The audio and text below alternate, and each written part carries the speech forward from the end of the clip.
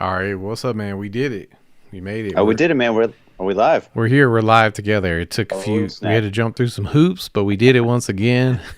Yeah, we're back once again, man. Dude, thank you. Yeah, sorry for the delay. Glad everything's working. We're on Famra. Thank you to our sponsors on Famra and any of the homies over there that are watching. We're in space. We like to keep it floaty. We're in the Matrix, and I like it. And tonight we're talking about the new Matrix movie, Matrix That's right. Resurrections. Yeah. Matrix Resurrections. Very confusing the way that the titles are always. It's always the Matrix something. I mean, Yeah, with an R. what was the second one called? Was it Reloaded? Reloaded, then Revolutions, and then Resurrections. Yeah, this. Is it maybe because like Reddit, how they have the r slash? That's quite a leap. But maybe I don't know. I don't know. I love the Matrix, and honestly, it's funny. I really feel like I didn't understand much of the hate for the Matrix, like 2 and 3, until I started to like dig into all the happenings surrounding this new one coming out. You know what I mean? Like, I was really hype about the first Matrix, so when I heard they're gonna have a second one and a third one, and they came out like back to back 1 year after the other, it was just exciting to me. But I guess a lot of people didn't like 3 especially, but 2 is even not like beloved by the fandom, if you know what I mean. Yeah, I'm was also a huge fan of all three, really. I guess because my age, I was younger, doing those karate moves in my friend's backyard, after the first one. So yeah, hella stoked for part 2 and 3, and I can see how people were let down. But I mean, part 2 I thought was still great. It had so many fun action scenes. That highway scene is incredible, where they built the highway stretch. That's so cool. I thought it was cool how they brought in like the American mythos of monsters. So you have like werewolves and like maybe vampires, or the reason for those kind of creatures existing. Maybe next time they can talk about your favorite cryptid, Nelly. There you go. Nelly. I'm not sure what. Nessie, yeah, you're thinking Nessie. of Nessie Furtado. Yeah. Nice. Yeah, I mean, I always thought that was the fun thing about the Matrix, was how that it had so many layers, right? Like how something that exists in quote unquote reality, our world, you could suss it out, and it's like the Plato's shadows on the wall metaphor is so poignant. And I feel like I will just dive right into the Resurrections movie. That I feel like that the metaphors were much less poignant. I feel like it was much more of like, I'm going to make this movie because I could make this movie. And it was almost like a lot of the meta aspects of it were almost like wasted, to be more specific, my criticism is really about Act 1. I felt like Act 1 was kind of like the most cringy part of the movie for me personally. Yeah, I mean, it was also one of the more action-packed stuff also, but yeah, I can see that complaint for sure. I don't know. I made the mistake of trying to watch it on HBO when I was like really high one night, and because I knew I wouldn't remember it. I didn't want to spoil it for myself, so that was kind of fun going to theater, be like, oh yeah, I kind of remember this. It was vaguely familiar, and I felt like Neo in a dream, floating through the crowd, the cloud, trying to figure out what's real. Yeah, I don't know, man. I still enjoyed it, man. I had fun. The Matrix is really a metaphor for being extremely high. That's basically what it is. Yeah. It's like really the Matrix exists in your high state, and the reality is when you're not high anymore, right? Yeah. That's just when it's just a nightmare when you're not high. You have to go to your job and listen to your boss. Right. Yeah. It's awful. No one wants to do that. And I really wish I would have bought a leather fedora for this occasion. A leather fedora. Wow. I love it. You took it to a whole nother level there. It's funny because they didn't bring back the leather for this stuff. This new one, did they? I'm thinking about that a little bit, and I'm not totally sure because I don't remember. I don't know. I did. Was it an accident that there was a blue-haired person on this, or was that deliberate? Because I feel like, it's kind of the opposite of red, isn't it? Huh? Well, sure, yeah, but I also just feel like that's like kind of a running joke on the internet, is like how a woman with blue hair and pronouns and all that, and Yeah, I'm not trying to hate on any of those people. Like, I'm not trying right. to be, like that. But But that I'm is just the saying. running gag. Yeah, yeah, exactly. And it feels like so much of this movie. Well, again, especially I'm going to say the first act was really where, if maybe I had started it earlier, I would have made it all the way through. But the first act really had me downtrodden, like because by the end of the movie, I understood a lot of the meta references where, obviously they're putting Neo's narrative into the new version of the Matrix as a way to kind of subvert his ability to awaken from it all, which is that's good and fine. But the script for the whole first act was so trite. It was hard for me to get through as much as I could have possibly liked the idea. I mean, like the whole writer's room with the bullet time being like such a big, conversation point. And I understand what they're trying to do. I do, but it just wasn't fun to watch. It's like, it didn't hit, Sure. Yeah. Yeah. Just because something is like has meta commentary in it doesn't make it smart, So Yeah. it's like, I don't know. Yeah, I feel that, and I think we're all kind of exposed to that stuff, maybe too much, more than ever. But yeah, it was neat to see those fan servicey callbacks all at some points in the films, but I can see how it could be a little much, and what really did they add to the mythos of the Matrix after all this. I mean, I guess I'd like to see stories continue. I guess even though it's not necessary, really. This didn't need to make this one at all, but I still liked it for what it was. But I think with their budget for the movie and the money they made back in return, we're probably not going to see any more of the Matrix unless it makes a lot more sometime soon, or maybe when like a Blu-ray comes out and it has like a big box set in it or something, or who knows? Like, Oh, wow. yeah, I just don't see that happening, man. I don't see this one getting a big fan, following that are like, yes, you got to see this. Everyone is really laughing at this movie and not liking it. Seems to be like the main consensus I see. Well, I feel like the biggest uphill battle for this movie is that so much of the, the original message has been co-opted, by meme culture. Like, so many things from the original movie have become memes. I mean, red pill is like such a, a term for the community that has nothing to do with probably the people that made the movie. Right. There's all this stuff about it being a trans allegory that, the Wachowski sisters have confessed to. They said that's what it's about. And a lot of people want to be like, oh, well, you were retconning it because yada, yada, yada. And I just feel like there's a lot of, static in the air surrounding the There art is. of this movie. I mean, just for the art, to make what they did originally, there's a lot of theology in it. A lot of just different, human, I guess, traditions and think pieces. I came from that movie. I mean, for I guess all three in its own way. But I think you even see it a lot more in the Animatrix DVD. I revisited that before I saw the new one, and that was a lot of fun because I haven't seen that since like it came out. So I was Yeah, like, the yeah, Animatrix was it rad. held up. That was it went deep into the lore, gave a lot more Yeah. dimensions to the whole story. So I Yeah, agree it with you. really held up. It was funny because I was trying to like, from what I remembered, I was thinking of how I had my headcanon was, and then I'm rewatching it, and I'm like, what, wasn't something else supposed to happen? And I was like, no, that's some other movie, I think. It ended up being iRobot. It was Oh, no. iRobot with Will Smith. I kept adding the mythos of iRobot in with like. The Animatrix, which is funny because today my wife randomly wanted to watch iRobot. I'm like, yeah, sure, you never seen that? All right. I've been thinking about that. It's it's meant to be one of those weird things. Well, the funny thing about the Matrix Resurrection, sorry, I was going to say Resurrections, is just combining those movies together, but Revolutions. yeah, not Revolutions. I was trying to talk about Resurrections.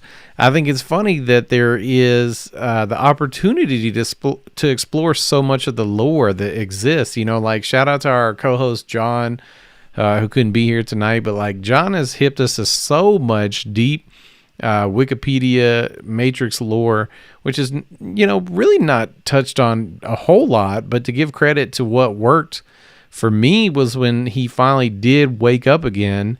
That's when it started to get interesting to me. That was when there was a lot more stuff that was being shown and not told. And I think that's really the key, is that to me, the first act, when he's in the new Matrix and he has to wake up from it all again, everything is so on the nose on purpose, but it just didn't work. The writing was not like, I felt like it wanted to be an episode of Arrested Development or Succession or something where like the dysfunction is out loud all the time and everyone's saying saying the quiet part out loud, if you will.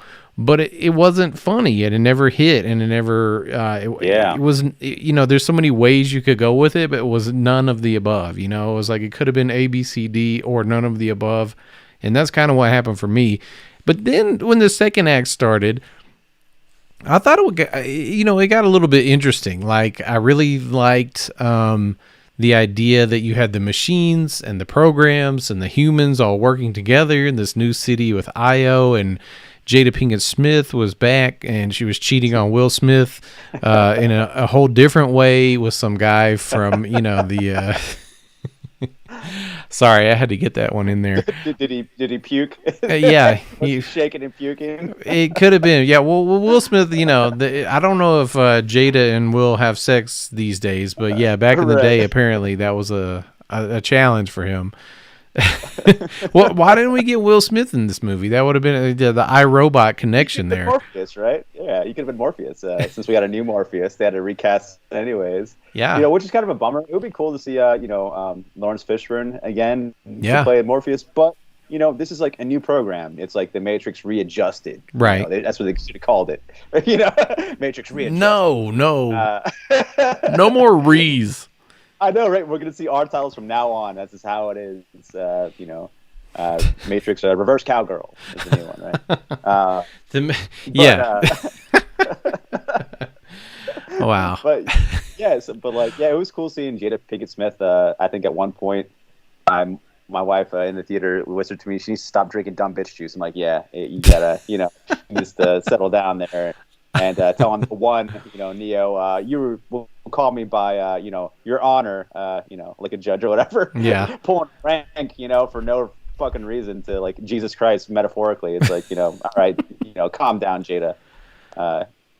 But, yeah, I mean, how'd you feel about the cooperation between the machines and, man? And I guess apparently once they helped Neo leave, they couldn't go back in, like they were banned, but right. They still let them keep Neo, which was kind of interesting or weird. I don't know. I'm not sure how I felt about that. Well, I feel like, again, I will say the second act for me felt like it had the most potential for interesting,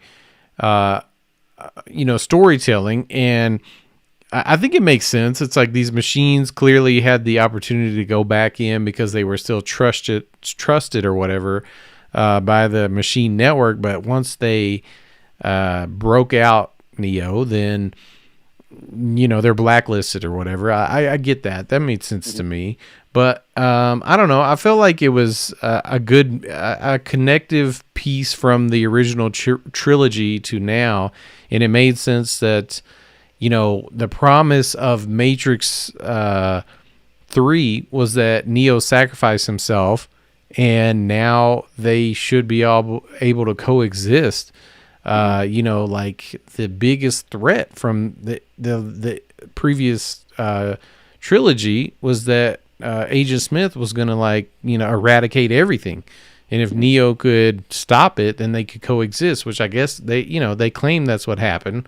And so some of these machines, I guess, coexist, but why couldn't they coexist without being blacklisted? That's weird. Right. I don't know. Yeah, I apparently understood that at the end of Matrix Revolutions, that the humans can leave the Matrix at their own will, but that's if they find their own way and leave it on their own.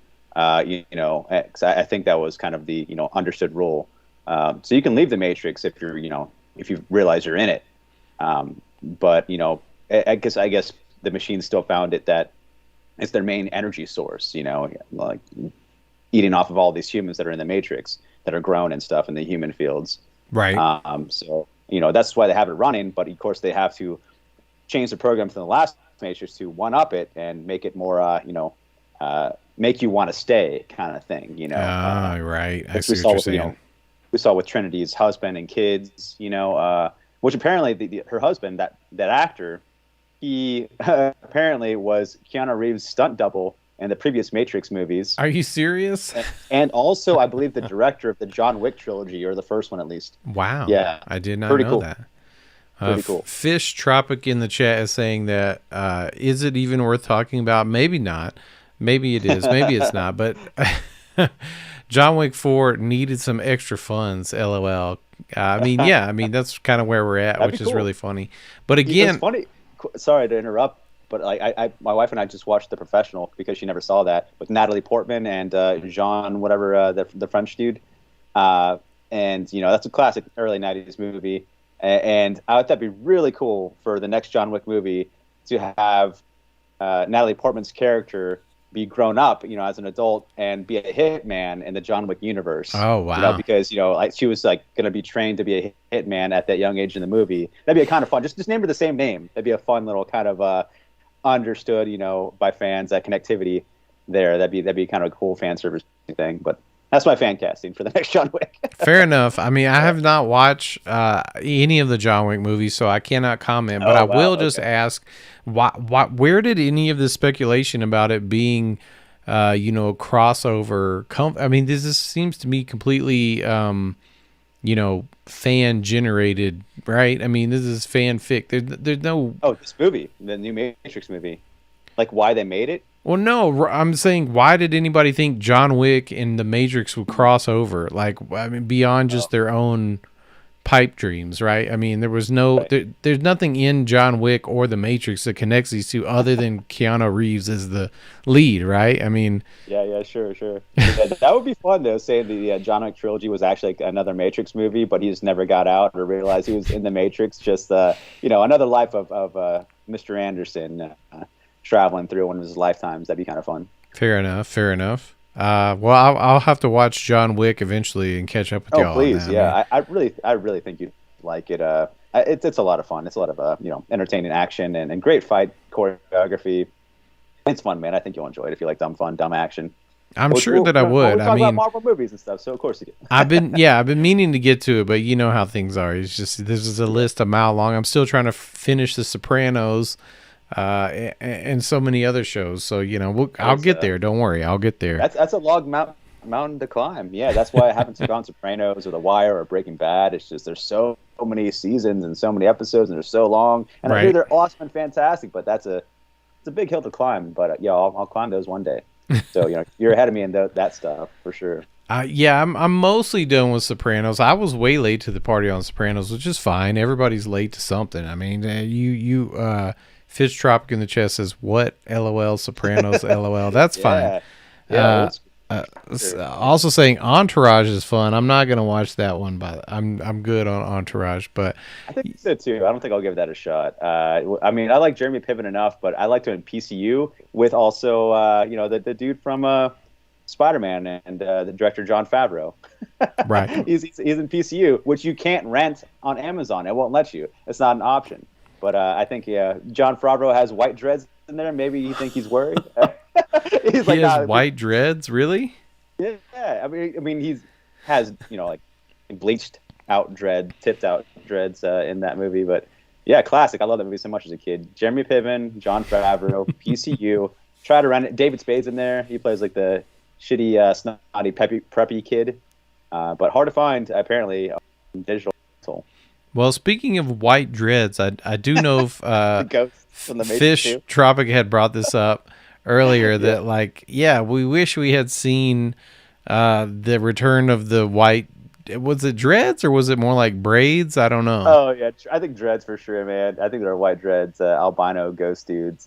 I love the effect though for them, and that was a cool idea. I really love those guys. That character design, how it's like how they transformed, and you can made extra steps for that chase scene in the highway, just going from car to car, and you can tell they were really heavy too when they wanted to be physical form and just like smashing cars and they landed and cars doing flips. That was really cool. cool ideas. But yeah, as far as these new ideas for the new one, how did you feel about these new little kind of little machine characters? And not even little, because they had a big, bouncy, fat boy in the Yeah, office, yeah. and then I'm they had glad a you brought it little up. tiny I mean, that's kind shrimp of what I little was dude. gunning for with this is like the guy with the stingray looking that saved, Neo and then Trinity Yeah, later. And then that's like from the like abyss. one thing Yeah, I couldn't get over is how much there's like the shrimp references in a lot of these like ships and digital scripts. Yeah, yeah, I'm like, what is going on here? Like, this movie's making me hungry. Like, I watched it, and the next day I was like, I have to order some poke. Like, yeah. I'm playing the prawn song all day long. yeah, I'm like, for real. Why? I mean, why did they draw on like sea bugs and stuff for these? I feel like that.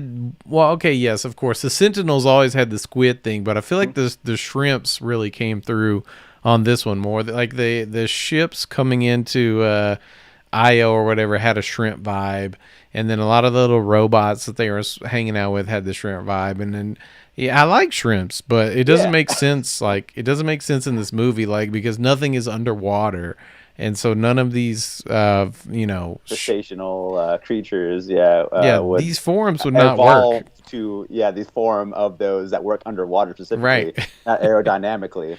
Yeah, Yeah, very exactly. strange. But it did bother me because I can remember specifically at one point the ship was like going into Io, and I think Neo was like, "We're gonna crash," which that also bothered me because I'm like, "This is Neo. This is the guy that's supposed to know like all the shit about in the Matrix." He's like, "Why wouldn't he believe they could like go through this wall with some kind of hologram technology?" That was weird to me. Yeah, Like and did the bugs really, the machines, the hologram fooled the machines? It's like you figured they'd be smarter to know what's a hologram or what's not. that's a good point. Yeah, why wouldn't Uh, they be able to see through that was it? my first thought. Yeah, there Yeah, was a whole lot of plot holes in this movie that bothered me, but I will say again that the second act, I really liked that the programs bringing Morpheus as a program out, and then some other characters as quote unquote programs with these magnetic ball forms was cool. But I don't interesting. feel Yeah, like they yeah. really delivered on it. I feel like the second act was really the only part of the movie that I was interested in. Once they went back into the Matrix, and then it was like, okay, now it's action set piece time, right? Like, oh, now we're gonna fight, and now I'm gonna send a shout out to Santa Claus from the latest episode of The Suck for this joke, but he said Dennis from Always Sunny. I'm supposed to believe it. He's like a bad villain, which I know it's not the actor. But, watching it, I was like, damn, that does look like Dennis from Always Sunny. This is weird, like. And also, Neil Patrick Harris, man, like, it just doesn't track for me, man. I can't, Sure. I Yeah, can't believe do you them. think Neil Patrick Harris's character is supposed to be like the new architect instead Yeah, of the old dude something with the like that. TVs? He's like kind of the new. I guess he's still a program though, and he can get punched apparently by Agent Smith. Uh, all the rules they're setting up for this is like you're trying to figure out how it works. When you Right. go into this new universe, and some things you still have. It just leads to more questions when when they give you something. You're like, all right. Also, to go back to the little shrimp dude, I do want to say shout out to the little dude that gave a high five Mm, to the other dude in the chair. yes. And yeah, and you know, yeah, Jada Pinkett Smith. I like the old lady makeup. Did you buy that? I mean, yeah, I guess I did, at least for a little while. Like, it My didn't. wife didn't think it was her at first. I had to Yeah, like that's what I was gonna say. say, Is I she's like, didn't "What?" even know it was her for a while. I had to try to think about it, and I asked my wife Lee, like, "Is that Jada Pinkett Smith?" I couldn't remember. Like, was she in those movies? Yeah, she was in those movies. But I didn't like how apparently it's supposed to be 60 years later or something, but she still has the same attitude about Yeah. Neo and all this shit. Even Like, though she was like, "Yeah, I realized, you were the one, and that was my bad, but you're still under arrest, and I love my city too much." Okay, well, sure. okay, let's get to it. This is my biggest complaint of this whole fucking movie is why. Okay, so Neo and Trinity die, I guess, in the third Yeah, movie, you and get they take rebuilt. their bodies and remake them. Okay, and then plug their remade bodies back into the Matrix. I can't. This is just Yeah, I don't for get me it. that didn't make sense either because you figure even their embodiment would have been programs. You don't need like the individual physical body. That Right. program is somewhere in the code and would be a different body anyways. Yeah. I You know, mean, it's there's like so many holes in that. Like, just. I mean, just the ability to. I mean, his eyes were like seared shut by some crazy cables, and they were able to looking like. like pepperonis, on his. Yeah, and they were able to like clean him off, and I mean, for me, it did just bother me by the fact that they were willing to recast Morpheus for really a reason nowhere close to that. But Neo is gonna still be the same character. Trinity's still gonna be the same character. Uh, And now, am I like mistaken by the introduction of Morpheus, this new Morpheus? Now, is he an agent in the beginning, or is that like his undercover persona thing? I think he's an agent, and he realizes he can do other stuff that the other agents can't, and realizes that he is Morpheus and goes that direction. right. Uh, that's my understanding, but that's Uh, it's still pretty far fetched for an agent, I think, to think that, hey, maybe I'm the prophesied Morpheus, and I don't think a machine would have that intuition, but I don't know. well, I Or a guess the fact program. that there's not an actual real life Morpheus, like there's not a man outside of the Matrix that is Morpheus, just alludes to the fact that you It's a know program. he's a Yeah. program that Neo created to help him reawaken from the Mm, Matrix. I guess is what I took away from it, and got it. even Yeah, that's better than mine. Yeah, even good. that program being created by Neo as he's not an agent, but he's being worked in slavitude to the Matrix, and he creates Morpheus for that purpose. Yet still somehow underneath the surface, uses Morpheus to awaken himself out of the Matrix, just like the original Morpheus did. Which, I think there's a lot of nice threads and loops in this movie that make sense to add to the lore, but there's so Yeah. much that don't. So I, much I that do say I doesn't. want to say I really like that actor that played this new Morpheus. I can't remember where I've seen him before, but I've watched a good amount of stuff with that guy in it, and he delivers everything. I think he's a great actor, and I really loved his outfits in this movie. It's very like mid-century mod, or not. I would say more like 70s plus mid-century mod designs for his outfits or costumes. It looked great. He was the best dressed person in the movie. I loved it. True, true. How did you feel about the recreated fight scene with, the dojo, and he's basically he's pushing Neo to basically break out of the Matrix. Yeah, they gave him a fight or flight scenario where it's like you have to fight back or you're gonna die. So you better fight back if you want to save Trinity. I can tell you don't want to fight, but you have to. So if you want to live, and I guess he ended up getting mad enough to fight back. But yeah, that was pretty cool. He figured out he could do a shield or a big Kamehameha sonic boom kind of move, and he used it I think once or twice for like the boom, but he used mostly just the shield part of those new powers and abilities throughout the movie, was I really wanted to see him be super powered like ridiculously.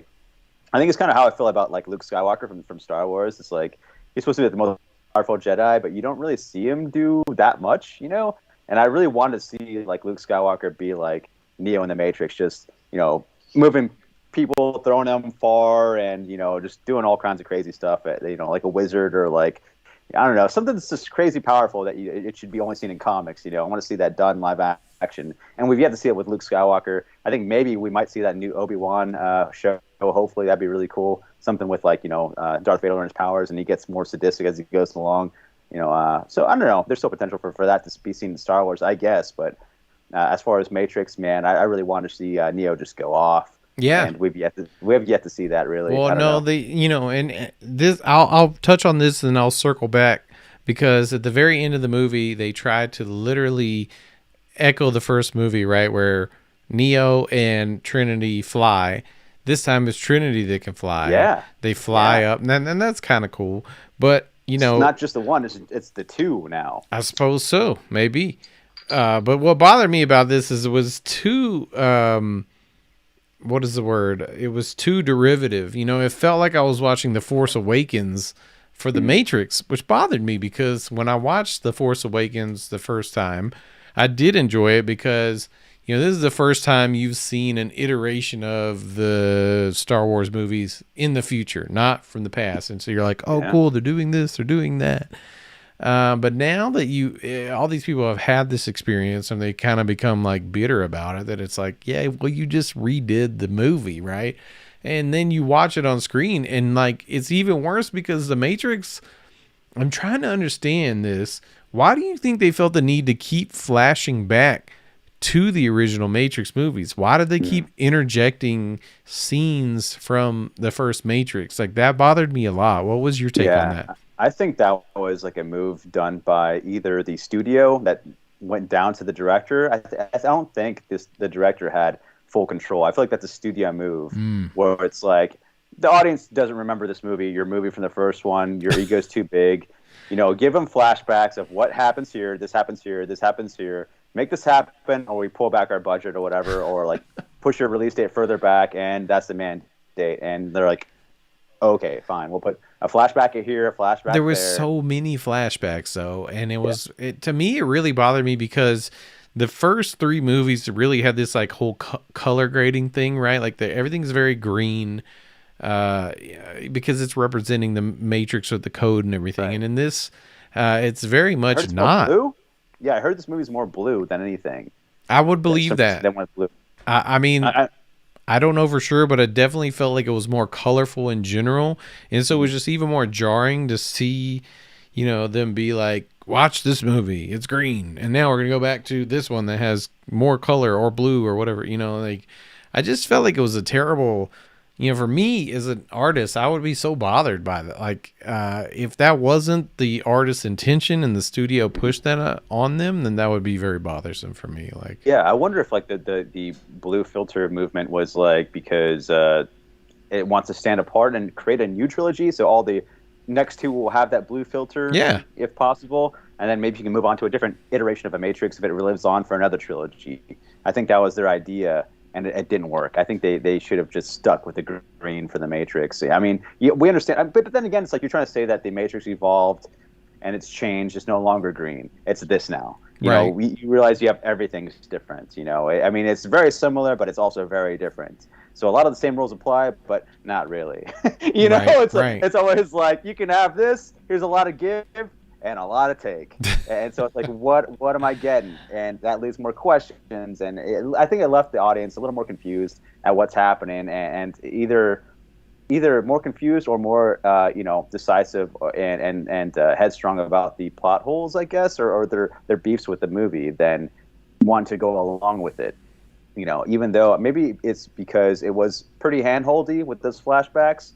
Maybe a lot of the audience felt insulted that they're not intelligent. They could have followed along without those flashbacks. You know, yeah, maybe it was. I don't know. There's a lot of ifs in there. Well, yeah, I mean that's the thing that bothers me is it really is this movie really targeted at an audience that hadn't watched the Matrix movies before? Like, cause that's atrocious. Probably, That just makes probably. no sense to me. Like, Yeah, why? I would Why? think so. I would Even think somebody so that's new because to the Matrix, I'm gonna go see this movie for the first time, would not possibly go back and look at the first ones before. I mean, even just like this week or last week, rather, when the new Spider-Man came out, you know, I heard you and John, y'all are both watching all the Spider-Man movies leading up to it. So, you yeah, know, I mean, and y'all are people with jobs and, you know, yeah, families. And like, why am I supposed to believe an 18-year-old, somebody in the Zoomer generation, wouldn't go rewatch the Matrix movies before the fourth one comes out? I mean, yeah. it just seems like Butterfingers, like very clunky handling of Makes you these. wonder. It makes you wonder who the general like audience is for movies, because they like to think and aim for the demographic of like what 15 through 25 is their audience, or 35, even if at that, you know, if you want to spread it out 10 more years. But like, I feel like they have a younger kind of core audience. And now that so many years have passed and these movies came out before these people were born, It's like, they remember it? No, because they weren't born. So we got to have this flashbacks in there. Well, you know what's But funny it's is like, that I'll give you my Matrix stories. Is that the movie came out in 1999. So if you were born after that movie came out, then you're what, 20, 21 or something.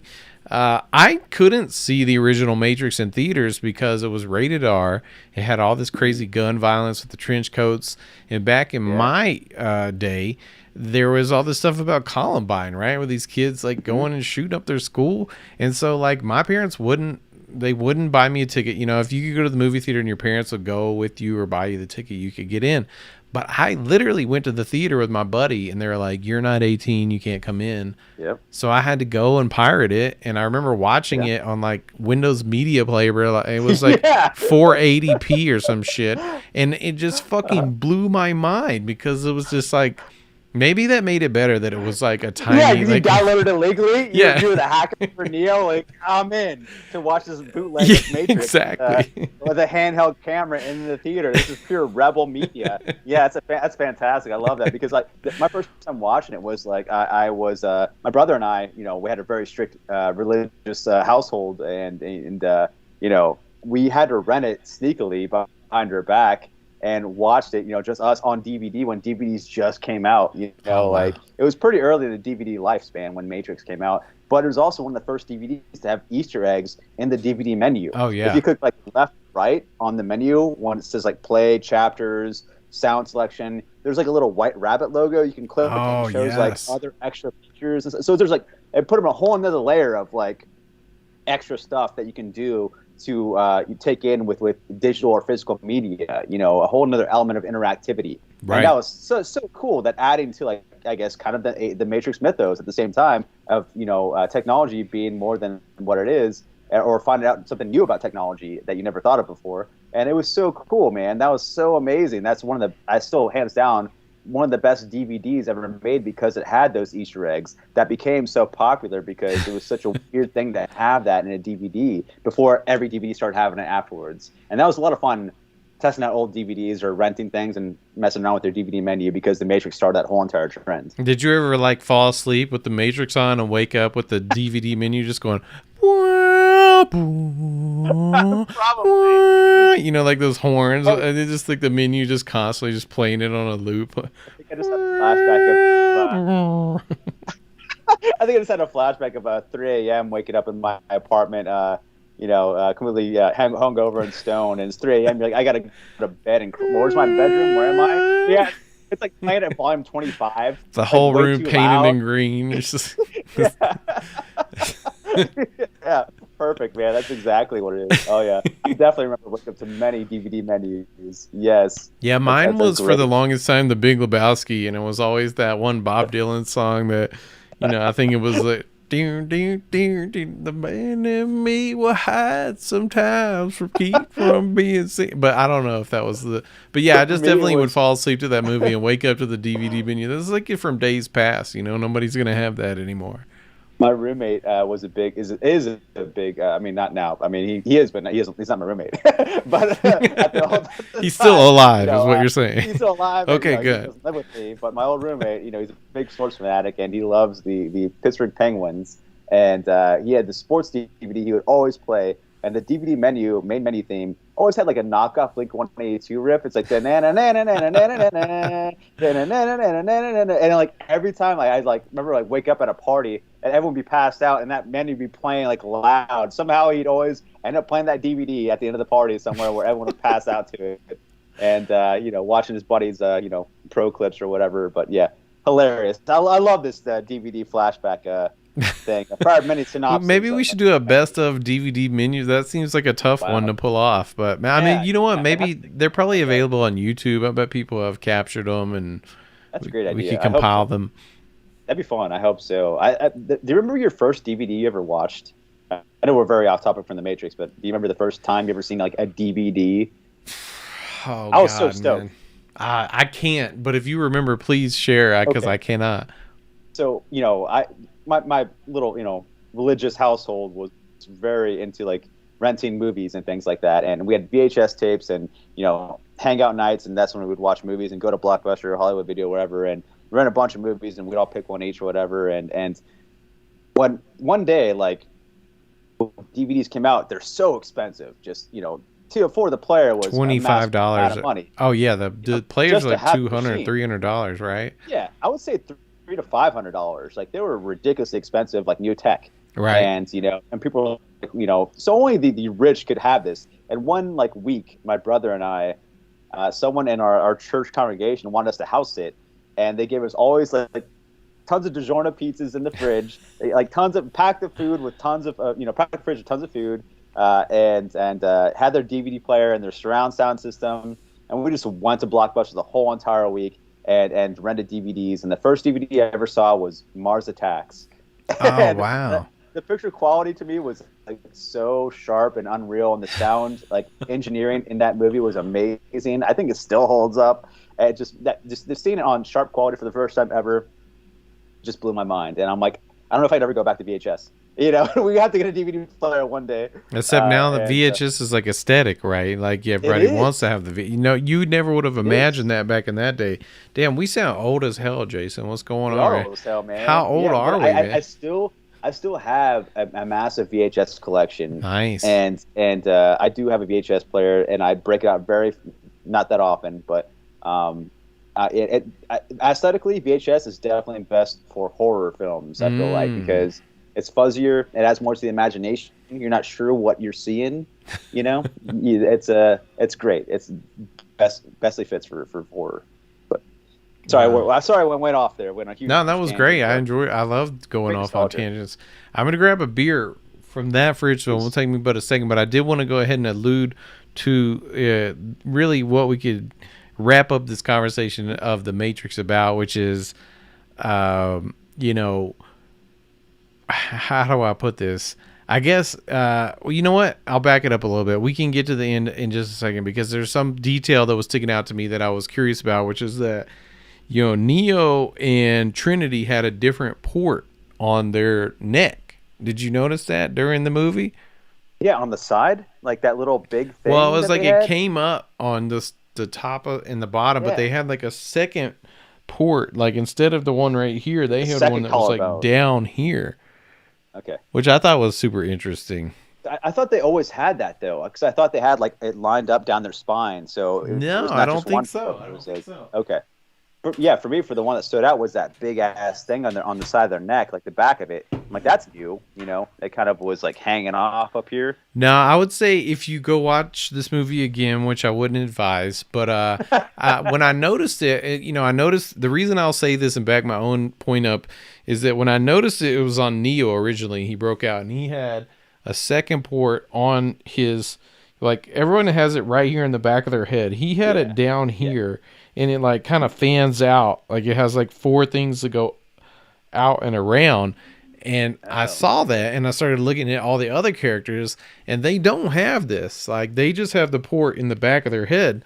And it was interesting. I guess really like the easy answer is just that they were re-jacked in, to the new Matrix. So I don't know why that first port wouldn't work, but it was like they got a second port installed or something.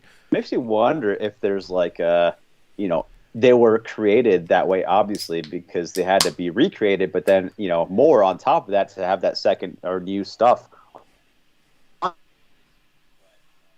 Either way, the machines knew what they were doing and gave them extra stuff. It's like, why would they do this? I don't know, but I guess it is because I guess they don't know that he's going to break out, that they've kept him there for a long time. So maybe it was just a matter of like, USB 3.0, HDMI 2.1a situation. They were like, bruh, if we're going to if we're going to jack Neo back into the new Matrix, get him the new update. Okay. Like this one's out of date. My first thought was like, maybe it's like lost code, and I guess computer language, whatever. There's always like some access stuff that's not supposed to be in there. They're like the ghost in the machines is what iRobot says. There's like how the natural progression of technology evolving, and it's like is it just computers doing that willingly or unwillingly, with the things that they create themselves and not knowing, they're going Ah. to make a Neo, with those kind of powers. But watching the Animatrix, man, I loved seeing how the robot and human feud became, and it got really graphic. I forgot how graphic that Animatrix was, man. But yeah, really powerful stuff and really cool, man. And I really wish this movie would have been better. I was so stoked for it. I had a lot of high hopes. I think it doesn't help that Spider-Man came out this same weekend. Was why it didn't make so much money. I think but it was, why would Warner Brothers do that to themselves? I just don't understand. Why would they Maybe hang the themselves people like in charge of scheduling had watched the movie and they were just like, that? Release it on Spider-Man. Who cares? And just we put can it blame it on out. Spider-Man. Yeah, we can blame it on our failure on Spider-Man because why if we were to put this out the same day as Morbius, we'd still lose. So put it out against Spider-Man.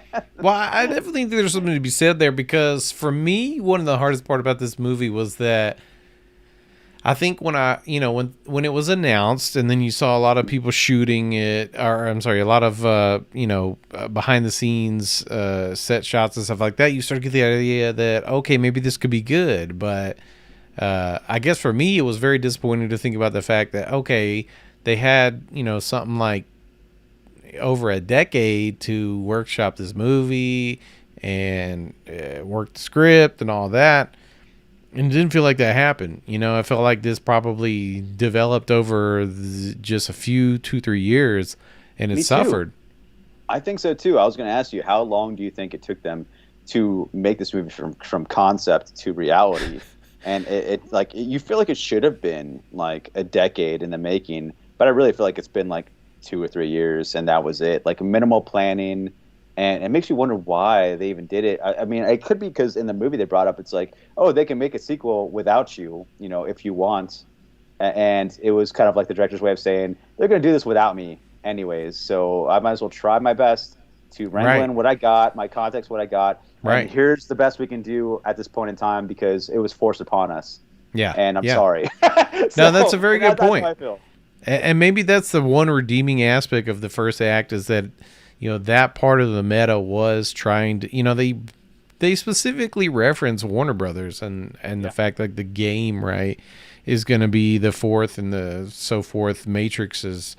What you feel about the whole gaming angle? Because I feel like they wanted originally to be like, yeah, it's a movie in this world, but people were like, that's too heavy-handed from the studio production. It's like, come on, but that's the whole point of this is heavy-handed. Like, nah, make it some other popular media. What's making the most money nowadays? Video games. Make it a video game. Yeah. Yeah, that's how I felt. Well, It I should have mean, if been you think like, about it, there's some level of it to be like a Ready Player One type thing, but yes, there was yes, so much other aspects of it that didn't deliver. It's like, oh, we live in the Matrix, but the Matrix is a game that I sit down on my computer and play. But no, actually, you're fucking jacked into it. Like, there's just so many missing links there. Like, why? I mean, like, if you really wanted to make it meta, okay, make Matrix live in a world where people go get in, sensory deprivation tanks. yes, Like, go yeah. farther. Go If you're like gonna make it. make it like a video game thing, you can make it like VR Yeah. or like something way more immersive, or even like Second Life. Yes. That old school computer game that people still buy real estate in. It's like and now we have the new metaverse where people are buying territory in there. Yeah, yeah, You and know, even the advertising, they probably just did it at the last moment because of Mark Zuckerberg's like whole announcement about Meta, and they were right? like, "Oh, really? It's the red pill, blue pill." But like they missed the boat on that big time. They could have done it. Yeah. When they wrote this script, when they developed it, it could have been about people living in a virtual world, not just sitting at their computers and it's this is a story called I mean, it's just I don't know. There's just so much like I don't want to say half-assed, but just It missed felt pretty opportunities. half-assed. Yeah, Yeah. it did have a quality of half-assed and trying too hard at the same time. Oh yeah. And God, I don't know, man. It's such a bummer because there's so many complications with this movie of what makes it good and what makes it bad. And like if I would watch it again, I'll probably watch it again one more time in the next year or so, maybe. If I had nothing else going on, but like, Gotta I finish The really don't see. Sopranos, bro. Yeah, which is gonna take a year or two, so we're gonna put that on the back Many burner. years. How'd you feel about the whole entire like residual self-image thing, where like it makes you appear as like some other person? Apparently, I Mm, think he could only see himself, but everyone else saw him as someone else. yeah, And same thing with Trinity. yeah. I thought that was a So great idea that was just completely wasted. Like, and really, that's like a great point to the whole thing about Neo and Trinity being these main characters of this movie. Is like, why?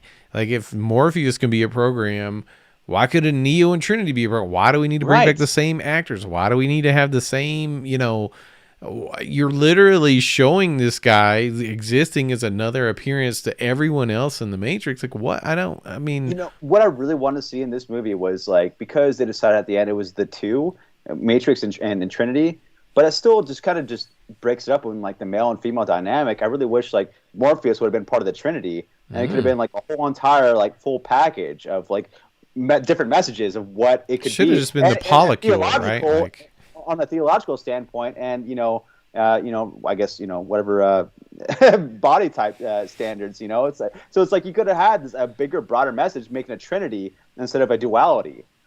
So I was kind of upset about that, and I feel like that's where it missed the biggest mark, I think, in my opinion. yeah, it is kind of strange to think about the fact that if the Wachowski sisters, do believe that when they wrote this, it was a trans allegory, which so many people love to talk about, which I don't doubt them. It Sure. makes sense, but Yeah. also it's always kind of weird to think about, well, I see it as many different things, including trans allegory. Why does this movie, this new one, seem to support such traditional, man, woman, Duality. yeah, exactly. I thought that was very strange. Like, it doesn't track. Even the Agent Smith was very weird or different. I do want to say that Agent Smith, when we first saw the first iteration of him pop up as the boss, he really nailed the linguistics, like with the old Agent Smith. You got that good vibe of how he is. I really and really liked his cadence of the voice when we first saw that character and that actor. And then later on, I feel like he let loose a little bit and got more freeform with it and became his own character. But I really liked the first time we saw him. That was a lot of fun. Yeah, I just wanted to give that guy a shout out. I feel like he always reminded me. You said your friend reminded him of someone else. Santa Claus. Santa Claus. Yeah, he reminded me of the dude from that one new HBO Max show. I guess it was new a couple months ago, but it was where the guy almost plays like a Mark Zuckerberg kind of Jeff Bezos kind of character, where he makes like fake rooms and buildings, and he has his wife that's hostage, or his girlfriend's like hostage. Like, yeah, he reminded me of like that bad guy kind of person, that actor, but they look slightly different, so I don't think it was. But we saw like some other cameos. We saw Christina Ricci in the movie. Yeah, that was a fun surprise. that I did was not wild. expect her. I didn't really like recognize her at first. My wife was like, "That's Christina Ricci." I'm like, "No, yes, that is her for sure." And even that, she like went in on like what the Matrix means, and that was fun seeing her return too, because she was part of Speed Racer, which is an older like Wachowski movie. Okay. And that's very underrated Wachowski, by the way. I love Speed Racer as a movie. They did a good job. That's probably the best like anime to film movie that exists in my opinion. But yeah, there's a lot of fun other callbacks. I'm trying to go through the list of these like Easter eggs. And before, like I brought up, there was one that said it was Trinity's husband was like the stunt man. We saw the Merovingian cameo again. Right. He was homeless. What did you think like, of that? That was like hilarious. it was like kind of funny for a second, but then it was just like it went on and on like, and on. mostly bad. Like, yeah, it was like a Power Rangers episode where the villain is like yelling at the bad guys while they're fighting.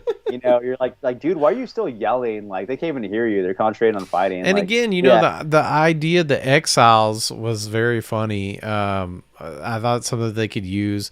TJ Slab Dragon Watson says, "So, nice. did you like it?" Jason, what would you like to take that one? I would say I liked it because I just like it for existing, I guess, even though it's not necessary. But I'm an absurdist at heart, so I like anything that exists for no reason, especially in particular, because it's Nice. such a magical existence that it exists in general. I love So that. it's like, I like it, but it's like, it's not necessary. You don't need it. It might make the whole entire mythos of the Matrix worse, possibly in Mm. certain mindsets, I think. But because I think the older ones hold a higher like standard, even though people, I feel like most people lost interest and started talking shit immediately at part two. Mm. So it's like, are you that surprised they're still talking shit on part four? And like, what are those people's expectations of what it made it better from part two on? So it's Fair. like, you're not gonna win against most of these fans who think they're like too smart for this movie when they need to accept that it's a big budget film that's like going to be ridiculous anyways. So That's a great point. I mean, I would feel like my judgment of this movie was severely tainted by how many people were posting takes like the night it came out on HBO Max. Like, I felt like I was up against a great uphill climb to like this movie yeah, before I even had a chance to turn it on. Which was, it's just frustrating, but it's also nice because I think you said this in our group chat that like you saw it in the theater and you were, mostly happy about it. And it was because maybe your expectations were set low, which shout out to MJ in No Way Home, set yourself up for disappointment and you can't lose, I guess. And yeah. I'm honestly, I'm pretty much in life I take that approach. You know what I'm saying? I'm like, I'm You're a realistic in your expectations. Yeah, yeah, I'm a plan for the worst, hope for the best type person. So I went into this thinking like, yeah, all y'all need to shut up. I want to watch the movie. Like I even told somebody in another group chat, that the homie was like messaging us as he was watching it, like talking shit, and I was like, uh, stop. don't want to hear it. I was like, Spoilers, man. stop, Yeah, man. Let me watch it. Like, why are you talking shit about this movie? I haven't even seen. Like, what is you just hate watching it? Which is probably, a lot of people's takeaways. Just gonna hate yeah. watch it. That was something I saw today. Like, it just made a flashback in my brain of like someone saying like, why do people even watch these things, knowing that they're hating it, and like live talking about why they hate it so much. Yeah, And it's like, what is the purpose of you doing that? Like, why even shit on someone else's art or whatever when you're not even making stuff yourself? You're just like criticizing everything for nothing and talking to the wind. Like, yeah. okay, and you just think it's like the cool thing to do, whatever. I do also want to say one of the weird like little factoids about this movie, very weird, is that the mayor of San Francisco, London Breed, plays a little role in this film as well, a cameo. And I guess she like got some permits and stuff for the movie to be made, and in turn got put in the movie. And it That's sounds like one of those sus. really weird things as like a mayor of San Francisco, one of the most like rich I guess areas, but really cruel to homeless people, and you're Mm, part of like the Matrix helping out the poor people that are trying to overcome, and it's right. like, what are you doing? It's kind of mixed messages in my opinion. The article didn't say nothing about that. It just like that was my first like thing that popped in my head. Maybe um that's the explanation for the Merovingian is that one yeah, day you're on he's a top mayor. and the next day you'll be, a homeless exile of the Yeah, Matrix. he Like, he was the mayor Vingian of San Francisco. And now he's homeless and not doing so well, or houseless I should say. well, before we How'd you wrap feel it about up, I mean, I just would yeah like to say my takeaway from this movie is I've been a huge fan of all the Matrix films and all the auxiliary media surrounding it. yeah I still am, so I definitely went into this movie with high hopes. I don't hate it. I don't love it, and honestly, I guess for me the worst part is, excuse me, as you say, it seems like it's gonna get another one. I don't think so. I mean, it had a pretty big budget, I guess, with the time they gave them to make this movie, and it reached like a third of it worldwide. Hmm. So I don't think we're gonna see a part two or part three anytime soon. Yeah, I mean, and I that's do want to frustrating to get me. your I just was gonna say because the lore seems like they set up a lot of stuff that could be fun, but I guess we yeah probably yeah. won't get to see that. How do you feel about the end credits? Did you stick around for that? I'm trying to think. I feel like I did. Tell me what was the end credit scene because I feel like I can't remember, so maybe I didn't. It was like the writer room of the video game people Okay, I in didn't the see that. company. They were just talking in a room at the end, and they said their next version of the Matrix needs to be like, hone in on what's very viral and popular, and go with that with like animals, so cats. Maybe we'll call it the cat tricks. And now I'm like, wow, dumb joke for the end of the movie. Yeah, that hurts my feelings personally. Like I just feel like Yeah. that harkens back to my original criticism is that the first act was so full of shit that I didn't like, and that really cements it, man. That sends it home. That whole aspect of the story writing was And not. I guess apparently there is a YouTube video that came out, I think, after The Matrix, shortly after, where it showed cats jumping in slow motion, hitting things or whatever, but it was called the Cat Tricks, and it was like to the Matrix soundtrack that dun dun dun dun dun dun dun. Okay, well the soundtrack could redeem it probably. It was an old like viral video that I think they might have been calling back at that. Hopefully that it was called the Nice. Cat Tricks, but still, if so, that's kind of cute and nice to fan service, to an old fan film or whatever. But even then, it's really horrible joke at the end of a movie. Yeah, You make there's it- just like so many. It's like tone schizophrenia or something like that. I mean, so I don't know. I would I guess- love to see a movie that could have more humor aspects. It just seems so inconsistent, and really, just the humor aspect of it was not very good. Like, I think if I was to make a sequel and trilogy out of this new movie, stemming from the new movie, I would make it like an Animatrix DVD or Blu-ray or whatever. Like, make like a couple of mini films, like 12 short stories, different animators, different soundtracks, or what have well, you. speaking of what TJ is saying, I think it's got to be the subscribers, There you streaming go. numbers on HBO Max. Which Yeah. I think you're right. You've already Call. seen this with Good a call. lot of the DC stuff. They got a lot of shows coming. I think this is a great formula. Probably something that should have been factored in, early on in the creation of this movie, is to Yeah, I see mean, some spin-offs in a series or something on HBO Max. I'm sure that the Snyder Cut did really great numbers on HBO Max. That was like, I think, a lot of people's appeal to even get HBO Max. And it makes me wonder, how they tried to attain those numbers and this new subscriptions. So they got to keep pumping out all these new movies for, I guess, until COVID exists or whatever this new thing is with digital and physical media. So I think maybe they're going to experiment further and hopefully we'll get some new movies that are still going to HBO streaming, because I think like Disney Plus is going to cut that out. We saw them cut out that with They cut, and HBO's Shang-Chi cutting it and out Black too, Widow. like after this Yeah. year. So, yeah. So, but the shows, man, I mean, the shows, I feel like still have a lot of potential. HBO's cutting it out. Disney Plus is cutting it out. We're getting school loans again. We're getting, the shitstorm's coming back when everything's probably worse than it ever has been. So, there's a little cherry on top for everyone at the end of the night. Cue the Zach De La Rocha. Wake up! Oh, how I won't about the scream. band? Okay, can we talk about that? The end of Matrix Yeah. Resurrections. Yeah, we can talk about that. It has the cover song of the Rage Against the Machine band, but done by that new band that went viral for pissing on a guy on stage. And how more in a simulation did you feel once you heard that? Well, I did not make the connection. I did not realize that was what I was hearing, but I immediately was troubled by the fact that so much of it was derivative of the first film, and the song, the cover version didn't Terrible. satiate me.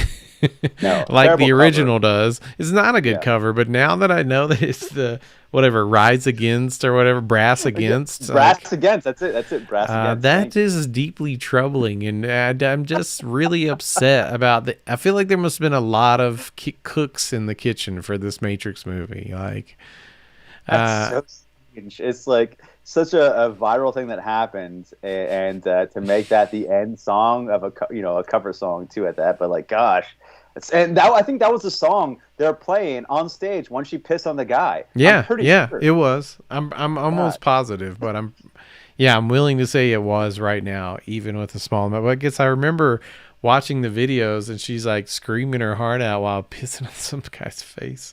Jesus Christ. And I saw today like 3 people say like we're in a simulation because of that song in that movie. I was like, wow, it's growing. It's growing. Well, I gotta add that to the show notes for the suck right now. I mean, love it, please. Yes. I'm so excited for, I guess we're closing out here, but I do want to give a shout out to the suck.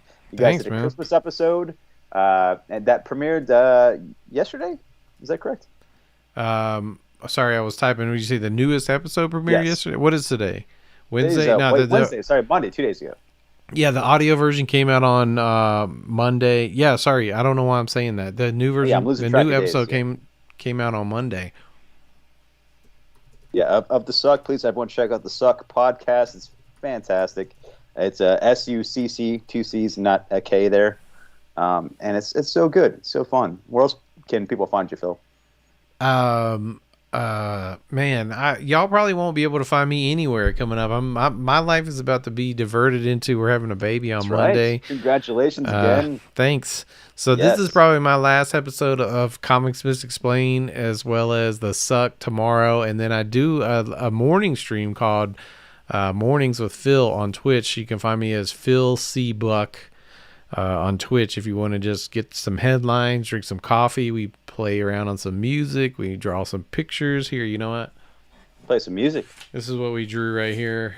Well, I can play some music, but all right. I'm just gonna play one chord. But this is what we drew this morning on the stream. I love it. Is that the moon from Zelda, Majora's Mask? Yeah. Well, we read a headline about the celestial bodies that you can see in 2022, so I figured I would draw a little something about celestial bodies, and then I had a little, sorry, Jason, you can't hear this, but the viewers can hear. All right, cool. Just a little astral music. Love it. Love it. TJ says, say goodbye to sleep, which I think is a good call. I probably need to wrap it up for tonight myself. Yeah, same. Yeah, thank you, TJ, for joining. Love seeing you, homie. TJ's one of the greatest, so love seeing that guy. Hell yeah. All right, everybody. Well, thanks for being here for another episode of the Comics Misexplained live stream podcast and all that. Yeah, thank you, guys. Thank you, Phil, so much for doing this again. Thank you to FAMRA, our sponsors. So on FAMRA, Phil is a rainbow spiral, but that's okay. Yeah, you are a rainbow spiral on mine. We anytime we hit an hour, we're out on FAMRA. So what are you gonna do? What are you gonna do? But we tried, and that's what counts. So yeah, we're giving it our all. We're giving it everything we got. If you want to see what we encounter on FAMRA, it's a lot of fun. Please download FAMRA in the Apple iTunes Store, Apple App Store, I guess. And it's a good time. It's a free app, and it's a lot of fun. So thank you to FAMRA. Thank you, Phil, so much. Daymares, I'm sorry you just got here, but we're out. You can rewatch the stream. It'll be resetting here in just moments, I'd say. Yeah, absolutely. So thank you all for hanging out, and see you all later. Thank you. All right, peace out, homies.